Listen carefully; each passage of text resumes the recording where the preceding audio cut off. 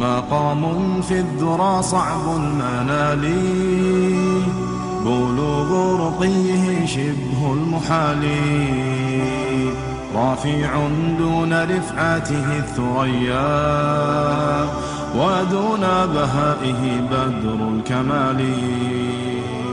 مقام في الذرى صعب المنال، بلوغ رقيه شبه المحال، رافع دون رفعته الثريا، ودون بهائه بدر الكمال.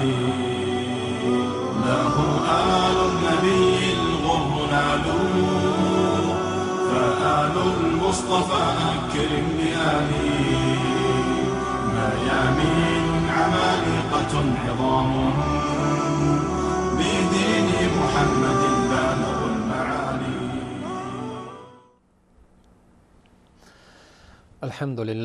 الحمد لله رب العالمين، والصلاة والسلام على رسوله محمد وعلى آله وأصحابه أجمعين. قال الله تبارك وتعالى في القرآن العظيم: فأعوذ بالله من الشيطان الرجيم. ما كان لنبي أن يكون له أسرى حتى يثخن في الأرض تريدون عرض الدنيا والله يريد الآخرة. صدق الله العظيم. عن جابر بن عبد الله رضي الله عنه أن عمر جاء يوم الخندق بعدما غربت الشمس، فجعل يسب كفار قريش، وقال: يا رسول الله صلى الله عليه وسلم، ما كدت أصلي العصر حتى كادت الشمس تغرب. فقال النبي صلى الله عليه وسلم: والله ما صليتها. قال: فقمنا إلى بطحان فتوضأ للصلاة وتوضأنا لها، فصلى العصر بعدما غربت الشمس، ثم صلى بعدها المغرب. متفق عليه، أو كما قال صدق النبي الكريم صلى الله عليه وسلم.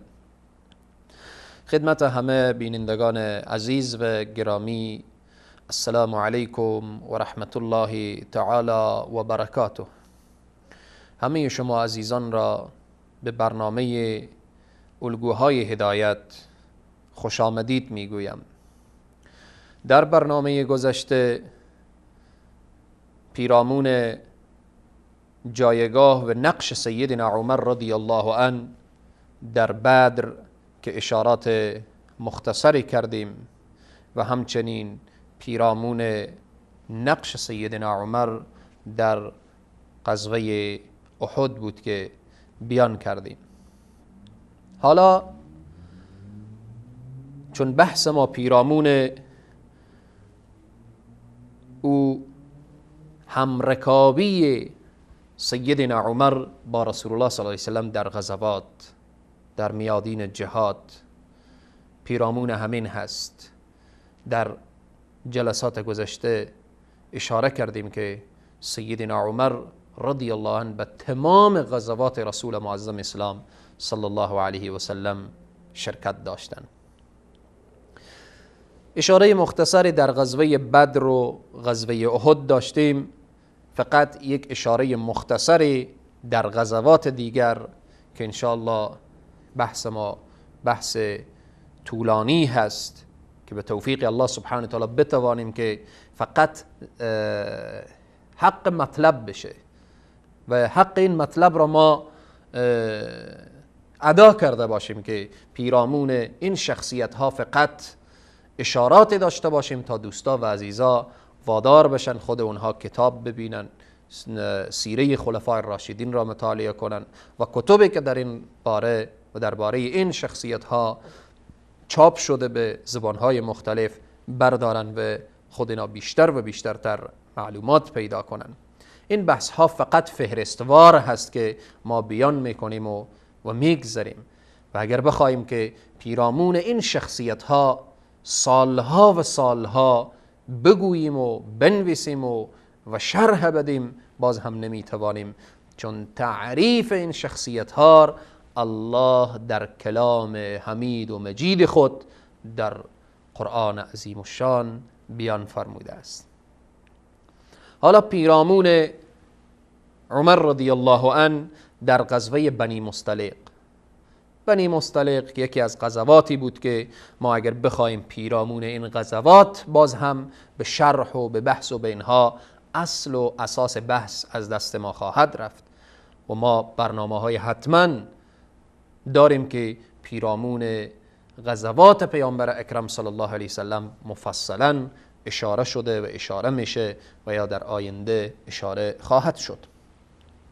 در غزوه بنی مصطلق، در این غزوه عبدالله ابن ابی که رئیس منافقین بود، که پرده برداشته شده بود از چهره اش و رسول معظم اسلام و بسیاری از صحابه می شناختند که این انسان مضر است بین امت اسلامی، در این غزوه میخواست بین مسلمان ها شگاف ایجاد کنه، بین مسلمان ها تفرقه ایجاد کنه، مسلمان ها به جان همدیگر بیاندازد و علیه مسلمان ها شروع کرده بود به توطیه و بالآخره.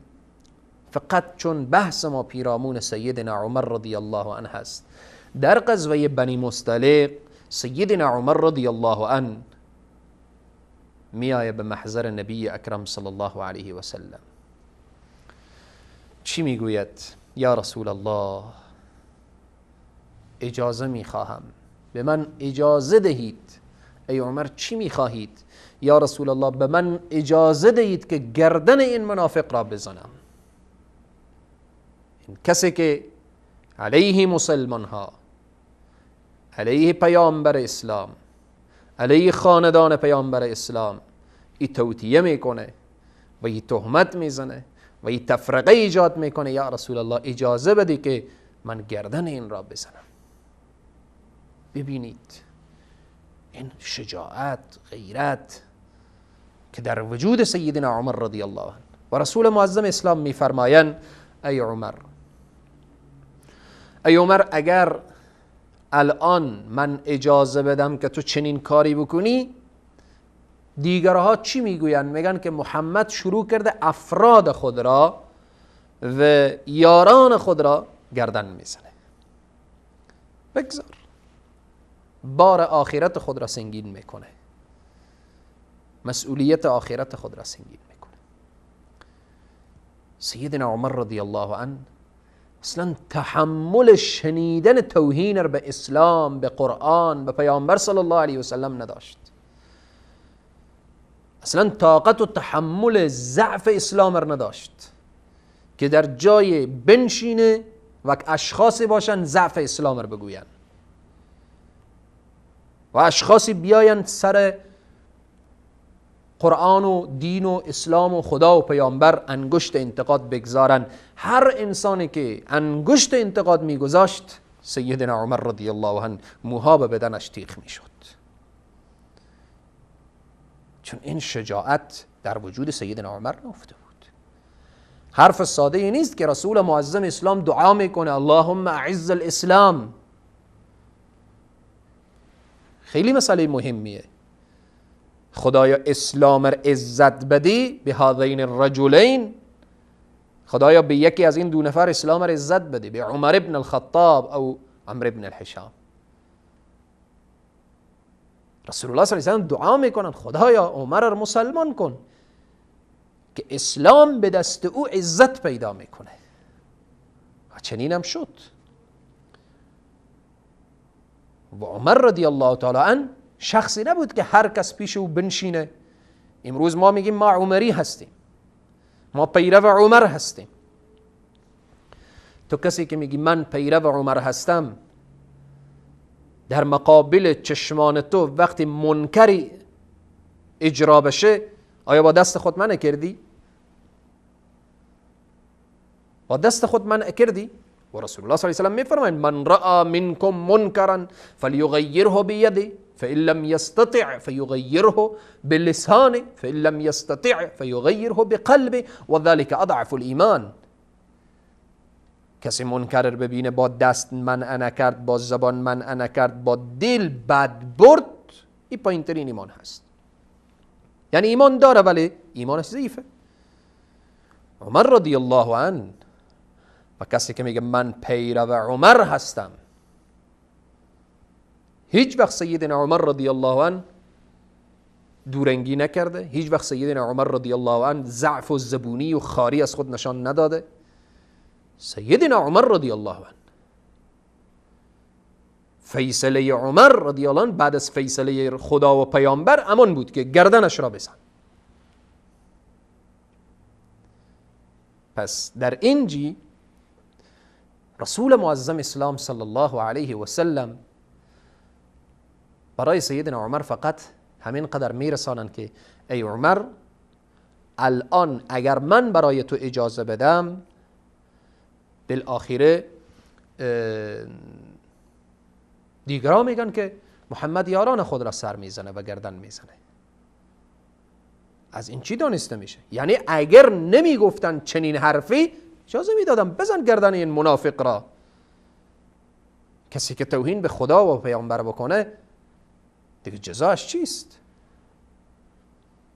این نقش سیدنا عمر رضی الله عنه در غزوه بنی مصطلق بود. غزوه خندق یا غزوه احزاب، که هم احزاب میگوین هم خندق.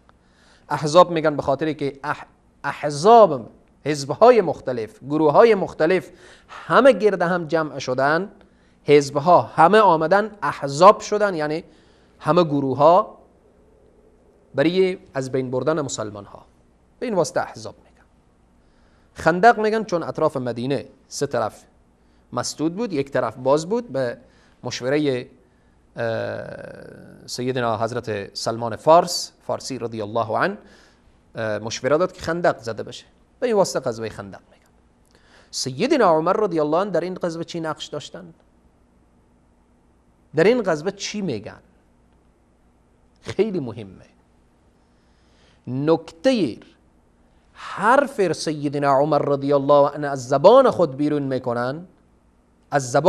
میکنن، که در ابتدا اگر کسی این حرف را بشنوه میگیم شاید بگه که چرا سیدنا عمر چنین گفته، بعد متوجه میشیم که رسول الله صلی الله علیه و سلم خیلی از این حرف بزرگتر نسبت برای کفار و مشرکین و برای اونهایی که در احزاب و یا در خندق مسلمان ها را مشغول و مصروف کردن تا مسلمان ها از نماز خود بمانن و یک فرض الهی از پیش مسلمان ها ترک بشه. رسول الله صلی الله علیه و سلم حرف غلیظتری نسبت به حرف سیدنا عمر گفتن. این حرف چی بود؟ ان شاء الله این قول سیدنا عمر و قول رسول الله صلی الله علیه و سلم که اینها با دشمنان چی گفتن، بعد از میان برنامه ان شاء الله خدمت شما بیان می شود. با ما باشید. لقد رضي الله عن المؤمنين إذ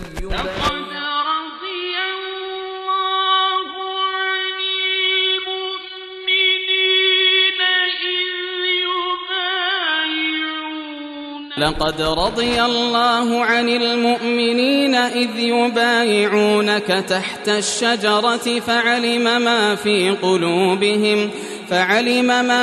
قلوبهم فأنزل السكينة عليهم وأثابهم فتحا قريبا. به یقین الله از مؤمنان که در زیر درخت با تو بیعت کردند راضی شده است. او از آنچه در دلهایشان میگذشت آگاه بود، پس آرامش را بر آنان نازل کرد و پیروزی نزدیکی به آنان پاداش داد.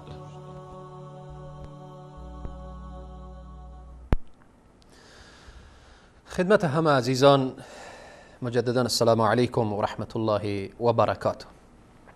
قبل از میان برنامه پیرامون جایگاه و یا نقش سیدنا عمر در غزوه بنی مصطلق بیان شد و اشاره داشتیم پیرامون غزوه احزاب یا غزوه خندق. فقط من حدیث را که بخاری و مسلم روایت میکنه اشاره میکنم. جابر ابن عبدالله رضی الله عنهما میفرمایند که ان عمر جاء یوم الخندق، سیدنا عمر رضی الله عنه در روز خندق یا غزوه احزاب یا غزوه خندق، بعد ما غربت الشمس، بعد از اینکه خورشید غروب کرده بود، یعنی نماز عصر رو به فوت شدن بود، رو به قضا شدن بود، سیدنا عمر چه کار میکردن؟ فجعل یسب کفار قریش، سیدنا عمر دشنام میداد کفار قریش را. اول اگر وقتی که نگاه میکنیم دشنام دادن، سیدنا عمر دشنام میدهد کفار قریش و آمد به محضر نبی مکرم اسلام صلی الله علیه و سلم و قال یا رسول الله صلی الله علیه و سلم، میگه یا رسول الله ما كدت اصلي العصر حتى كادت الشمس تغرب، ما نتوانستیم نماز عصر را بخوانیم، نماز عصر ما از پیش ما فوت شد، نماز عصر ما رو به غروب آفتاب رفت، یعنی در آخر وقت رسید. فقال النبي صلى الله عليه وسلم والله ما صليتها. ای عمر، این تشویشی که تو داری، این نگرانی که تو داری و این نماز عصری که تو نخواندی، والله قسم که ما هم نخواندم، ما هم ادا نکردم. و بعد ادامه حدیث می فرماید که فقمنا الى بطحان که در یک منطقه بود، فتوضأ للصلاة و توضأنا لها فصلى العصر بعدما غربت الشمس ثم صلى بعد المغرب. یعنی نماز عصر ما میگه به حالت خواندیم که می عصر سلام دادیم، نماز مغرب بعد از او خواندیم. حالا در این حدیث چقدر سیدنا عمر عصبانی هست که حتی میرسه میگه یسب کفار قریش. در روایت دیگر پیامبر اکرم صلی الله علیه و سلم چی میفرمایند؟ در روایت دیگر آمده که شغلنا عن الصلاة الوسطى، مشغول ساختن ما را از نماز وسطا، که این نماز وسطا چی هست؟ نماز عصر. در احزاب، در غزوه خندق، مسلمان ها از بس که دشمن فشار آورده بود نتوانستن نماز را بخوانن و تأخیر شده بود، نزدیک غروب آفتاب شده بود. و رسول معظم اسلام حالا چی میگن؟ دشمنی که عمر او را دشنام بده، رسول الله صلی الله علیه و سلم هم میفرمایند ملأ الله بیوتهم و قبورهم نارا. عمر رضی الله عنه هم دعای بد میکنه، رسول معظم اسلام هم میفرمایند که الله سبحانه و تعالی پر کنه خانه های از اینها و قبرهای ایشان را از آتش که اینها نماز عصر ما را ضایع ساختن. سبحان الله. سیدنا عمر به مسئله عصبانی میشه و میایه به محضر نبی مکرم اسلام که اون قضیه که سیدنا عمر را عصبانی کرده رسول الله صلی الله علیه وسلم را عصبانی میکنه. قضیه‌ای که سیدنا عمر را رنج میده رسول الله صلی الله علیه وسلم را هم رنج میده. وقتی سیدنا عمر با دشمنانی که آمده بودن، با کفار قریش براءت میجویه و اظهار دشمنی میکنه با ایشان، رسول الله صلی الله علیه و سلم با صراحت میگن که ملأ الله بیوتهم و قبورهم نارا. پس از این چی میدانیم؟ عمر رضی الله عنه اگر اونها را دشنام داد، رسول الله صلی الله علیه و سلم بر اونها نفرین کرد. دشمنی که عمر اونها را دشنام میده، رسول الله صلی الله علیه و سلم به اونها نفرین میکنه. نفرین پیامبر، دعای بد پیامبر نسبت به اونها.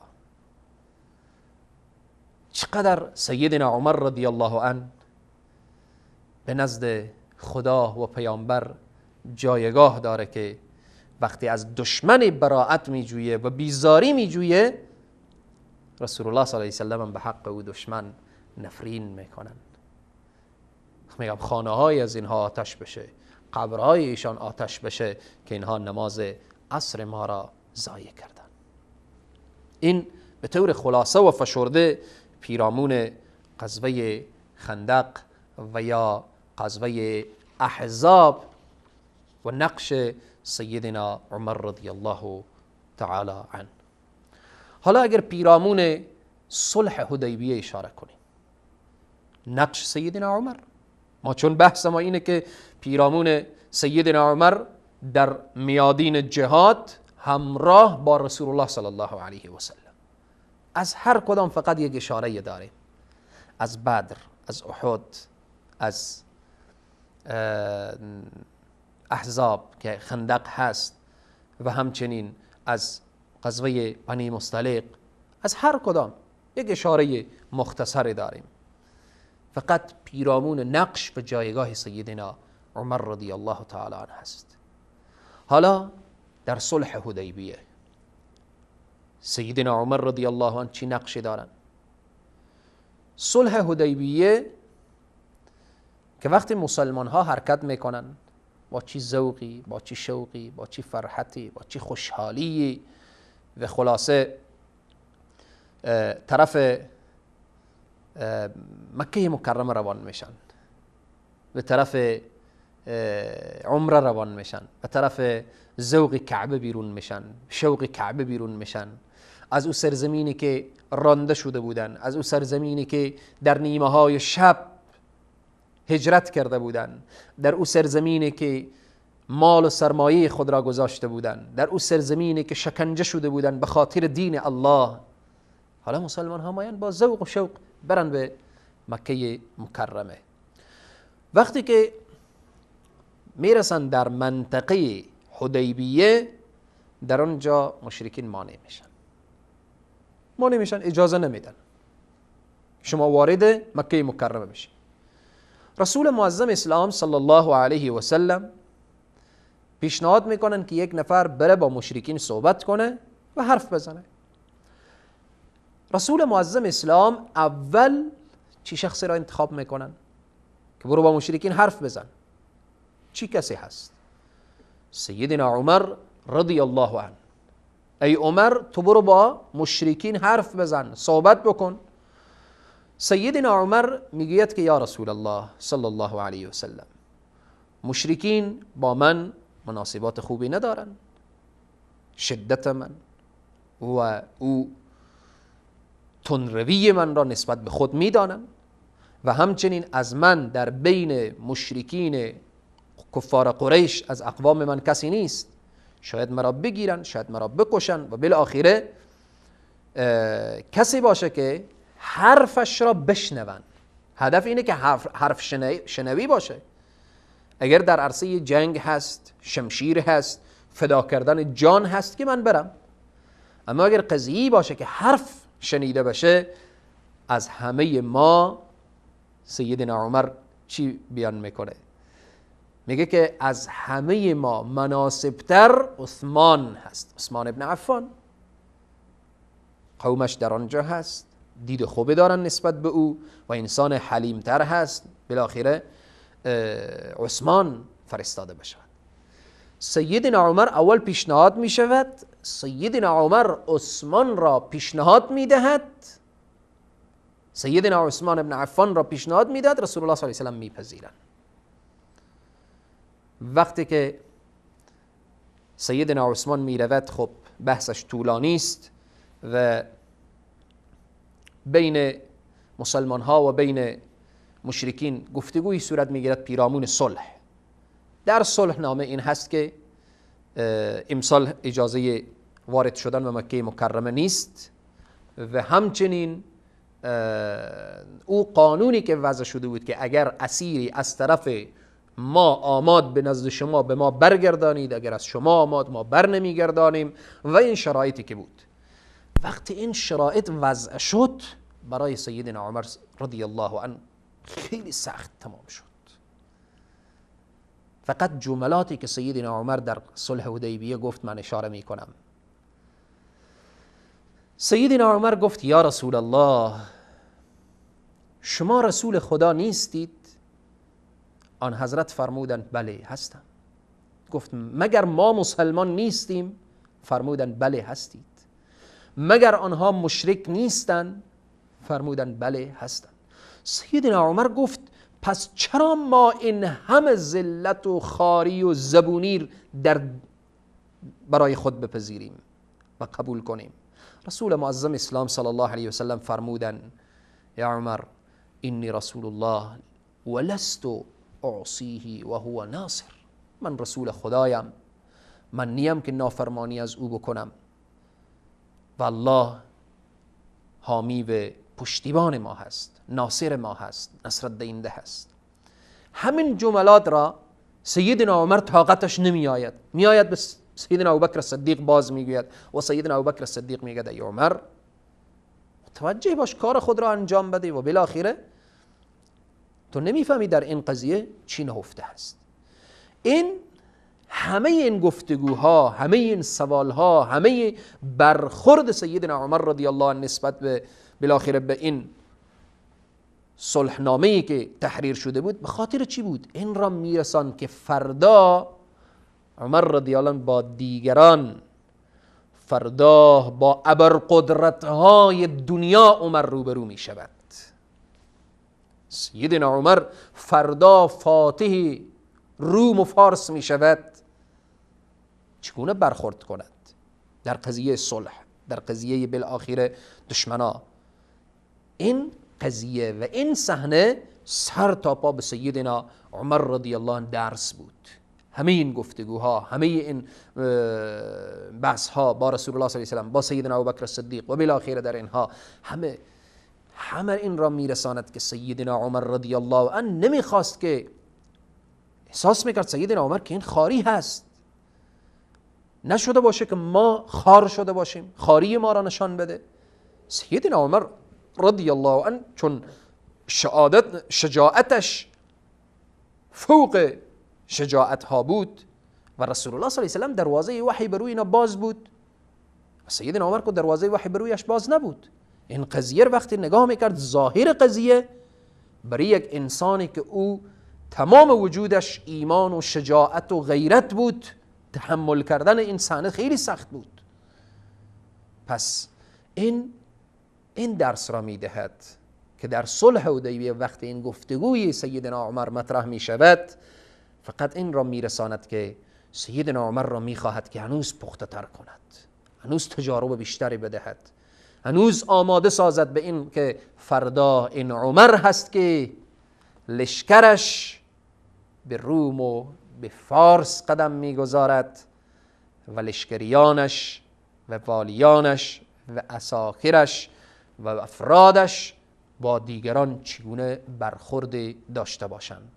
الله سبحانه و تعالی برای همه ما توفیق بده تا اینکه زندگی نامه بزرگان دین که در رأس پیامبر نازنین اسلام و بعد از ایشان اصحاب جلیل القدر ایشان و همه سلف صالحین را تعقیب نموده مطالعه کنیم و زندگیشان را سرمشق زندگی خود بگردانیم. تا برنامه بعد شما را به خداوند کریم و رحیم می سپارم. موفق و پیروز و سرفراز و سربلند دنیا و آخرت باشید. مقام في الذرى صعب المنال بلوغ رقيه شبه المحال رافع دون رفعته الثريا ودون بهائه بدر الكمال مقام في الذرى صعب المنال بلوغ رقيه شبه المحال رفيع دون رفعته الثريا، ودون بهائه بدر الكمال. له آل النبي